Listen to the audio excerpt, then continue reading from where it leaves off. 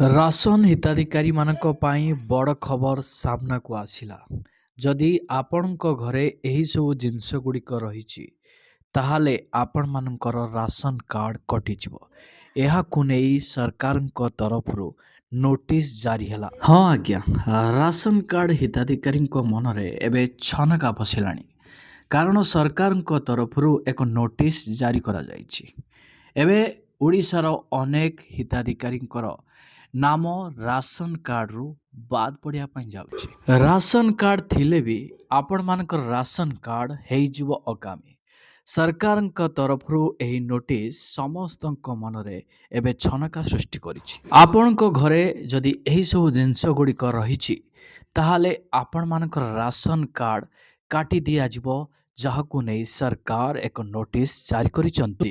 କେଉଁ ସବୁ ଜିନିଷ ଗୁଡ଼ିକ ପାଇଁ ସରକାର ଆପଣମାନଙ୍କର ରାସନ କାର୍ଡ଼ କାଟିଦେବେ, ଏହି ବିଷୟରେ ମୁଁ ଆପଣମାନଙ୍କୁ ବିସ୍ତାର ରୂପେ ଜଣାଇବି। ସେଥିପାଇଁ ଆପଣମାନେ ଭିଡ଼ିଓଟିକୁ ବିନା ସ୍କିପ୍ରେ ଶେଷ ପର୍ଯ୍ୟନ୍ତ ଦେଖନ୍ତୁ, ଯାହାଫଳରେ ଆପଣମାନେ ଡିଟେଲ୍ସ ଇନଫର୍ମେସନ୍ ପାଇପାରିବେ। ଭିଡ଼ିଓଟିକୁ ଆରମ୍ଭ କରିବା ପୂର୍ବରୁ ଆପଣ ସମସ୍ତଙ୍କୁ କହି ରଖିବି, ପ୍ରଥମ କରି ଯଦି ଆପଣମାନେ ଚ୍ୟାନେଲରେ ଭିଡ଼ିଓଟିକୁ ଦେଖୁଥାନ୍ତି, ତାହେଲେ ଚ୍ୟାନେଲକୁ ସବସ୍କ୍ରାଇବ୍ କରି ଭିଡ଼ିଓକୁ ଗୋଟେ ଲାଇକ୍ କରିବାକୁ ଜମା ବି ଭୁଲନ୍ତୁନି। 1 ନମ୍ବରରେ ନିଷ୍କ୍ରିୟ କାର୍ଡ଼। ଦେଖନ୍ତୁ, ଯେଉଁମାନେ ଲଗାତାର 6 ମାସ ଧରି ରାସନ ଦୋକାନରୁ ଚାଉଳ କିମ୍ବା ଗହମ ଉଠାଉନାହାନ୍ତି, ସେମାନଙ୍କୁ ନିଷ୍କ୍ରିୟ ବୋଲି ଧରି ନିଆଯାଉଛି। ଆପଣମାନେ ଯଦି 6 ମାସ ଧରି ରାସନ ଡିଲରଙ୍କ ଠାରୁ ଚାଉଳ କିମ୍ବା ଗହମ ନେଉନାହାନ୍ତି, ତାହେଲେ ଆପଣମାନଙ୍କର ରାସନ କାର୍ଡ଼ଟିକୁ ଡିଆକ୍ଟିଭ ବୋଲି ଧରାଯିବ। ଯଦି ଆପଣମାନେ ପୁଣି ଥରେ ଆପଣମାନଙ୍କର ରାସନ କାର୍ଡ଼ଟିକୁ ସକ୍ରିୟ କରିବା ପାଇଁ ଚାହୁଁଛନ୍ତି, ଅର୍ଥାତ୍ ଆକ୍ଟିଭ୍ କରିବା ପାଇଁ ଚାହୁଁଛନ୍ତି, ତାହେଲେ ଆପଣମାନଙ୍କୁ EKYC ଦେବା ପାଇଁ ପଡ଼ିବ। 2 ନମ୍ବରରେ ଆଧାର ସିଡ଼ିଂ ଓ EKYC। ଦେଖନ୍ତୁ, ଓଡ଼ିଶା ସରକାରଙ୍କ ଦ୍ୱାରା ରାସନ କାର୍ଡ଼ଧାରୀଙ୍କ ପାଇଁ ବାଧ୍ୟତାମୂଳକ କରାଯାଇଥିବା EKYC ଅର୍ଥାତ୍ ଆଧାର ଅଥେଣ୍ଟିକେସନ୍ ଯଦି ନିର୍ଦ୍ଧାରିତ ସମୟସୀମା ଅର୍ଥାତ୍ ଜୁନ୍ 30 ମଧ୍ୟରେ କରାଯାଏ ନାହିଁ, ତେବେ କାର୍ଡ଼ ଆପଣମାନଙ୍କର କଟିଯିବ। ଯେଉଁ ହିତାଧିକାରୀମାନେ ଜୁନ୍ 30 ମଧ୍ୟରେ ସେମାନଙ୍କର ରାସନ କାର୍ଡ଼ରେ ବାକି ଥିବା EKYCକୁ ସମ୍ପୂର୍ଣ୍ଣ କରିନାହାନ୍ତି, ତାହେଲେ ସେମାନଙ୍କର ରାସନ କାର୍ଡ଼ ସରକାରଙ୍କ ତରଫରୁ ସବୁଦିନ ପାଇଁ କାଟି ଦିଆଯିବ। ଆପଣଙ୍କର ବି ପ୍ରଶ୍ନ ରହିଥିବ, ରାସନ କାର୍ଡ଼ କଟିଗଲା ପରେ ପୁଣି ଥରେ ରାସନ କାର୍ଡ଼ ପାଇବା ପାଇଁ ଆବେଦନ କରିହେବ କି? ଦେଖନ୍ତୁ, ଯଦି ଆପଣମାନଙ୍କର ରାସନ କାର୍ଡ଼ କୌଣସି ଭୁଲବଶତଃ କଟିଯାଇଛି କିମ୍ବା ଆପଣମାନଙ୍କର କୌଣସି କାମ ବ୍ୟସ୍ତ ଯୋଗୁଁ ଆପଣମାନେ EKYC କରିପାରିନାହାନ୍ତି, ପୁଣି ଥରେ ଆପଣମାନେ ରାସନ କାର୍ଡ଼ ପାଇବା ପାଇଁ ଆବେଦନ କରିପାରିବେ, ଯଦି ଆପଣମାନେ ଯୋଗ୍ୟତା ମାନଦଣ୍ଡ ମଧ୍ୟରେ ରହିଥିବେ। 3 ନମ୍ବରରେ ଆୟକର ଦାତା। ଦେଖନ୍ତୁ, ଯଦି ଆପଣଙ୍କ ପରିବାରରେ କୌଣସି ସଦସ୍ୟ ଆୟକର ଅର୍ଥାତ୍ ଇନକମ୍ ଟ୍ୟାକ୍ସ ଜମା କରୁଛନ୍ତି, ତେବେ ସେମାନଙ୍କର ରାସନ କାର୍ଡ଼ କାଟି ଦିଆଯିବ। ତ ସରକାରଙ୍କ ତରଫରୁ ଏ ନୋଟିସ୍ରେ ମଧ୍ୟ ମେନସନ୍ କରାଯାଇଛି। ତ ଦେଖନ୍ତୁ, ଆପଣଙ୍କ ପରିବାରରେ ଯଦି 5 ଜଣ ସଦସ୍ୟ ରହିଛନ୍ତି ଗୋଟିଏ ରାସନ କାର୍ଡ଼ରେ, ତ ସେଇ ରାସନ କାର୍ଡ଼ରେ 5 ଜଣ ସଦସ୍ୟଙ୍କ ମଧ୍ୟରୁ ଜଣେ ସଦସ୍ୟ ଇନକମ୍ ଟ୍ୟାକ୍ସ ଦାତା ଅଟନ୍ତି, ତ ସେ କ୍ଷେତ୍ରରେ ଆପଣମାନଙ୍କର ରାସନ କାର୍ଡ଼ କଟିଯିବ। ଯଦି ଆପଣଙ୍କ ପରିବାର ଅର୍ଥାତ୍ ସେଇ ରାସନ କାର୍ଡ଼ରେ ଯେଉଁ ସଦସ୍ୟମାନେ ଲିଙ୍କ ଅଛନ୍ତି, ସେମାନଙ୍କ ମଧ୍ୟରୁ ଯଦି କୌଣସି ସଦସ୍ୟ ଇନକମ୍ ଟ୍ୟାକ୍ସ ଦେଉନାହାନ୍ତି, ତାହେଲେ ଆପଣମାନେ ଟେନସନ୍ ନେବାର ନାହିଁ, ଆପଣମାନଙ୍କର ରାସନ କାର୍ଡ଼ କଟିବ ନାହିଁ। ଆପଣ ଯଦି ଅଲଗା ରାସନ କାର୍ଡ଼ କରିଛନ୍ତି, ଆପଣଙ୍କ ପରିବାର ଅଲଗା କରିଦେଇଛନ୍ତି, ତ ସେଥିମଧ୍ୟରୁ ଯେଉଁ ସଦସ୍ୟମାନେ ରହିବେ, ସେମାନେ ଯଦି ଯୋଗ୍ୟତା ମାନଦଣ୍ଡ ଭିତରେ ରହିଛନ୍ତି, ଆପଣମାନେ ଜମା ବି ଟେନସନ୍ ନେବାର ନାହିଁ। 3 ନମ୍ବରରେ ମାସିକ ଆୟ ସୀମା।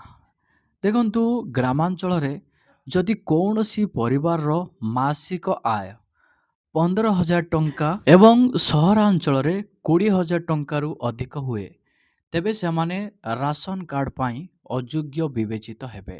ତ ସରକାରଙ୍କ ତରଫରୁ ଏହା ମଧ୍ୟ ନୋଟିସ୍ରେ ମେନସନ୍ ହୋଇଛି। ଗ୍ରାମାଞ୍ଚଳର ପରିବାରର ଯେଉଁ ମାସିକ ରୋଜଗାର 15,000 ପର୍ଯ୍ୟନ୍ତ ରଖାଯାଇଛି, 15,000ରୁ ଅଧିକ ଟଙ୍କା ଯଦି ଆପଣଙ୍କ ପରିବାରର କୌଣସି ସଦସ୍ୟ ରୋଜଗାର କରୁଛନ୍ତି, ଯେଉଁ ରାସନ କାର୍ଡ଼ରେ ଯେଉଁ ସଦସ୍ୟମାନେ ଇନଭଲ୍ଭ ରହିଛନ୍ତି ସେଇ ରାସନ କାର୍ଡ଼ର ଯେଉଁ ସଦସ୍ୟମାନେ 15,000 ଟଙ୍କାରୁ ଅଧିକ କୌଣସି ସଦସ୍ୟ ଯଦି ଟଙ୍କା ରୋଜଗାର କରୁଛନ୍ତି 16,000 ହଉ କି 17,000 ହଉ କି 18,000 ତାହେଲେ ଆପଣମାନଙ୍କର ରାସନ କାର୍ଡ଼ କଟିଯିବ। ତ ଆପଣମାନେ ଭଲ ଭାବରେ ଜାଣି ରଖନ୍ତୁ। ଆପଣଙ୍କ ମନରେ ଗୋଟିଏ ପ୍ରଶ୍ନ ରହିଥିବ, ଯଦି ଆମ ପରିବାରରେ ଜଣେ ସଦସ୍ୟ 10,000 ଟଙ୍କା ରୋଜଗାର କରୁଛନ୍ତି, ଆଉ ଜଣେ ସଦସ୍ୟ 13,000 ଟଙ୍କା ରୋଜଗାର କରୁଛନ୍ତି, ତ ଏମିତି ଦୁଇ ଜଣଙ୍କର ଯେଉଁ ସଦସ୍ୟ ରହିଛନ୍ତି ତାଙ୍କର ଦରମା ମିଶି ତ ଅଧିକ ହେଇଗଲାଣି, ତ ଆମର ରାସନ କାର୍ଡ଼ କଟିଯିବ। ନାଇଁ ଆଜ୍ଞା, ଆପଣମାନଙ୍କର ରାସନ କାର୍ଡ଼ କଟିବନି। ସଦସ୍ୟଙ୍କ ମୁଣ୍ଡ ପିଛା ରୋଜଗାର ରହିଛି 15,000। ଯଦି ଆପଣଙ୍କ ରାସନ କାର୍ଡ଼ରେ ଯେଉଁ ସବୁ ସଦସ୍ୟମାନେ ଲିଙ୍କ ରହିଛନ୍ତି ସେମାନଙ୍କ ମଧ୍ୟରୁ ଯଦି କୌଣସି ସଦସ୍ୟ 15,000ରୁ ଅଧିକ ରୋଜଗାର କରିବେ ତ ସେ କ୍ଷେତ୍ରରେ ଆପଣମାନଙ୍କର ରାସନ କାର୍ଡ଼ କଟିଯିବ। ତ ଯେଉଁ ସଦସ୍ୟମାନେ ଲିଙ୍କ ରହିଛନ୍ତି ସବୁ ସଦସ୍ୟଙ୍କର ଦରମା ଅର୍ଥାତ୍ ରୋଜଗାର ଯଦି ମିଶେଇକି ଆପଣମାନଙ୍କର 15,000 ଟଙ୍କାରୁ ଅଧିକ ହେଉଛି, ସେ କ୍ଷେତ୍ରରେ ଆପଣମାନଙ୍କର ରାସନ କାର୍ଡ଼ କଟିବ ନାହିଁ। ଆପଣମାନେ ଜମା ବି ଟେନସନ୍ ନେବା ନାହିଁ। ତ ସହରାଞ୍ଚଳରେ ଯେଉଁମାନେ ଟାଉନ୍ ମାନଙ୍କରେ ରହୁଛନ୍ତି 20,000 ଟଙ୍କାରୁ ଅଧିକା ରୋଜଗାର ଯଦି ସେଇ ରାସନ କାର୍ଡ଼ରେ ଯେଉଁ ସଦସ୍ୟମାନେ ଲିଙ୍କ ରହିଛନ୍ତି ସେମାନେ ରୋଜଗାର କରୁଛନ୍ତି 20,000ରୁ ଅଧିକ ଟଙ୍କା, ତାହେଲେ ସେମାନଙ୍କର ରାସନ କାର୍ଡ଼ କଟିଯିବ। 5 ନମ୍ବରରେ 4 ଚକିଆ ଯାନ। ନୋଟିସର ଏହା ମଧ୍ୟ ମେନସନ୍ ରହିଛି, ପରିବାରର କୌଣସି ସଦସ୍ୟଙ୍କ ନାମରେ 4 ଚକିଆ ଗାଡ଼ି ଅର୍ଥାତ୍ କାର୍, ଜିପ୍, ଟ୍ରକ୍ ଇତ୍ୟାଦି କିମ୍ବା 2ଟିରୁ ଅଧିକ 3 ଚକିଆ ମୋଟର ଯାନ ଥିଲେ କାର୍ଡ଼ ଆପଣମାନଙ୍କର କଟିଯିବ। 6 ନମ୍ବରରେ ସରକାରୀ ଚାକିରିଆ। ଦେଖନ୍ତୁ, ପରିବାରର କୌଣସି ସଦସ୍ୟ ଯଦି କେନ୍ଦ୍ର ସରକାର, ରାଜ୍ୟ ସରକାର, ସହାୟତା ଶାସନ ସଂସ୍ଥା କିମ୍ବା ସରକାରୀ ଅନୁଦାନ ପ୍ରାପ୍ତ ଅନୁଷ୍ଠାନରେ ନିୟମିତ ଚାକିରି କରୁଛନ୍ତି, ତେବେ ସେମାନଙ୍କର ସମ୍ପୂର୍ଣ୍ଣ ପରିବାରର ରାସନ କାର୍ଡ଼ କାଟି ଦିଆଯିବ। 7 ନମ୍ବରରେ ପକ୍କା ଘର।